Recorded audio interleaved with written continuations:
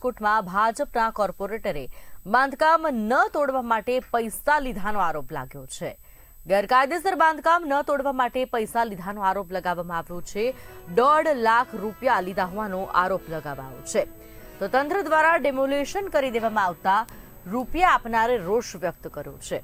ગેરકાયદેસર બાંધકામમાં રૂપિયા ઉઘરાવ્યા હોવાનું સામે આવી શકે છે।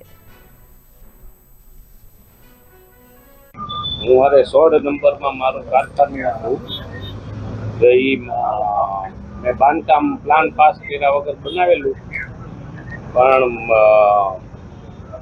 ત્યાં 2 માળનું બાંધકામ કરેલું। જે તે વખતે મેં ત્યાંના કોર્પોરેટરશ્રીઓને ને બધાને કહીને કે પછી પ્લાન તમારો પાસ થઈ જશે, રેગ્યુલાઇઝ થઈ જશે, કે એ પ્રમાણે કર્યું, વહીવટ કર્યો તો એ બધાએ સાથે।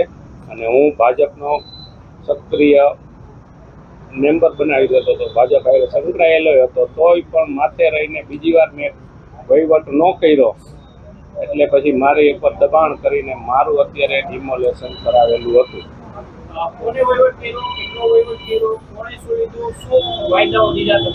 મને અમારા કોર્પોરેટરશ્રીઓ અને ટીપીના ચેરમેન હતા ભૂતકાળે, એને એની હારે વહીવટ કર્યો હતો, 3.5-4 લાખનો કર્યો હતો।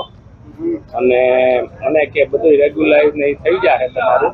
અને હમણાં જ્યારે ડિમોલેશન ને આગલે દિવસે સોમવારે મને કે મારે નૈનાબેન સાથે વાત થઈ ગઈ છે, પુષ્કરભાઈ આપણા સ્ટેન્ડિંગ કમિટીના ચેરમેન હારે વાત થઈ ગઈ છે કે તમારું કાંઈ થશે નહીં, થઈ ગઈ એ વાત ને તમે મૂંઝાવ। બીજી વાર આપણે વહીવટ ન કર્યો એટલે આ બધું માથે રહીને થઈ ગયું। વહીવટ કોને કર્યો? કોને નામ આપશો? કોને વાયદો કર્યો હતો? કોને પૈસા લીધા? ક્યારે પૈસા લીધા? મને 2023 આપણે બાંધકામ કર્યું હતું સાહેબ, ત્યારે બધો વહીવટ થયો હતો, નરેન્દ્રભાઈ દવ હતા। એને ત્યારે બાંધી દો, કાંઈ વાંધો નહીં, કાંઈ કોઈ નહીં આવે હવે। પણ અત્યારે પાછું બધું બીજી વાર વહીવટ ન થયો એટલે આ બધું થઈ ગયું। મેં જ કર્યો હતો વહીવટ, એટલે એને મેં તો એ કે સાહેબને આપવાના, એટલે મેં કોર્પોરેટરશ્રીને જ આપ્યા હતા, નરેન્દ્રભાઈને જ આપ્યા હતા। 4 લાખ નરેન્દ્રભાઈ દવ 4 લાખ। કોણ કોર્પોરેટર એમાં સમાવેશ? નહીં, હારે એ એક જ હતા, એ અમારા વોર્ડ એ કે ઉપર સાહેબને દેવાના, કવરમાં આપજો। ક્યાં સાહેબનું નામ દીધું? સાહેબનું નામ નહોતું આપ્યું।